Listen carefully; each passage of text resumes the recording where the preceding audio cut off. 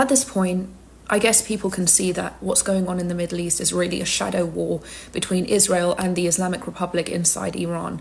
The thing is, I think at this juncture, it's time for people to understand that it's actually so much bigger than that. For the past year, these regimes, the Islamic regime in Iran and its proxies across the Middle East, have made these lofty claims that their actions against Israel are all in defense of oppressed people. Now, it is hard to fathom that a single rational human on planet Earth could believe that tyrants who oppress their own people, who murder them, lynch them, blind them, hang them from cranes, chop off their body parts, rape them, oppress Arabs and Muslims in their own countries, could possibly be attacking Israel in defense of oppressed people. And yet, not just one, not just two, millions of people believe this.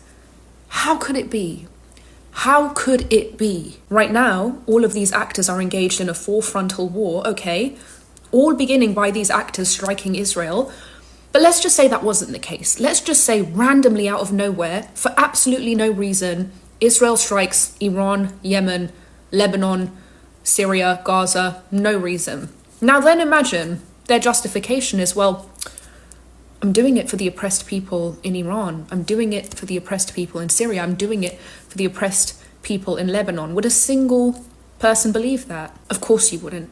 Especially you who are the leftists that are anti-war, anti-imperialism, anti-involvement, anti-all of those things would have a serious problem with that. So if these regimes aren't attacking for that reason, what reason are they attacking for?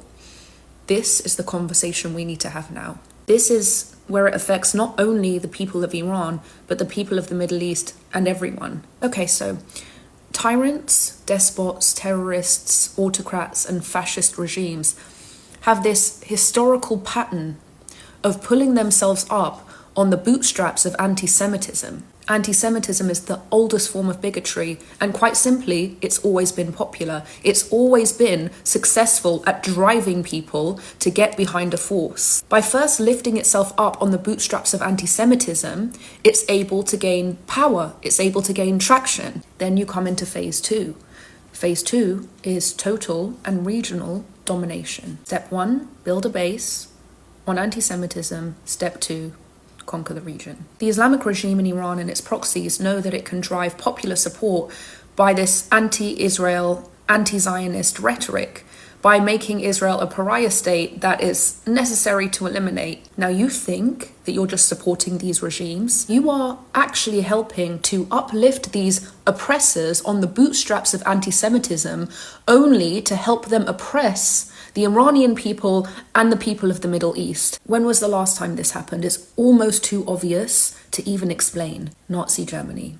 The Nazi party pulled itself up on the bootstraps of anti-Semitism. And then, what came after that?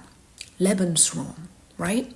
Actually, now we need living room all over Europe. And in fact, we need to implement a system of Aryan supremacy and rid Europe of the impure races that are not Aryan races. And then what did it take?